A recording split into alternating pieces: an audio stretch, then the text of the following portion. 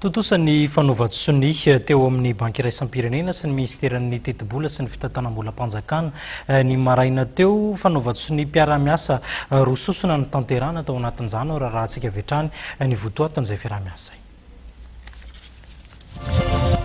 Famatsim-bola dimamby $40 tapitrisa anoanana ny teti-bola-panjakana ary fanampina amin'ny tetina $10 tapitrisa mikasika ny tetikasa adina amin'ny tsy fanjari-sakafo amin'ny ankizy no vita sony ny maraina teo teny Antaninarenina teo amin'ny banky iraisam-pirenena sy ny ministeran'ny teti-bola sy ny fitantanam-bola.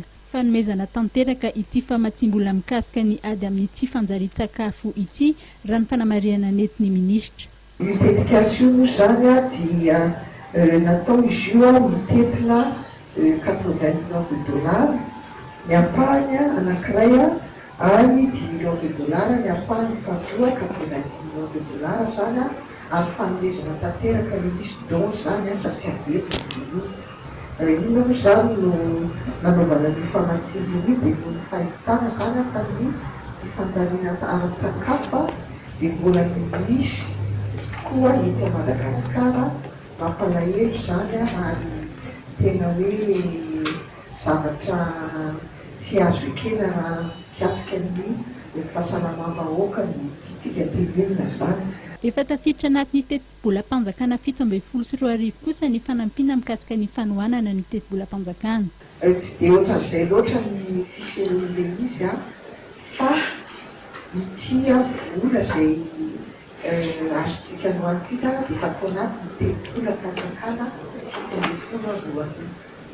Tamintsika nanao an'izay teti-bola izay zany dia efa voasoratra tao hoe anisan'ny famatsinana ara-bola nentina amatsy ny teti-bola-panjakana io zany ity nentin'ny banky iraisam-pirenena androany.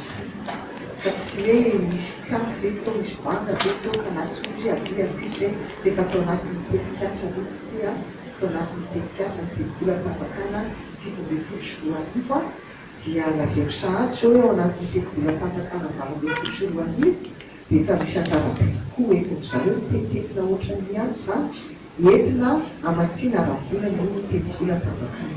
No marian'ny solitena maritry ny banky iraisam-pirenena eto Madagasikara Ramatoa Coralie Gevers fa nahatratra $720 sy $300 tapitrisa ny fanohanana ara-bola nentina izy ireo any Madagasikara tamin'ity taona ity izay taona nisin'ireo fanavaozana na ny reforma samihafa raha ny voalazany.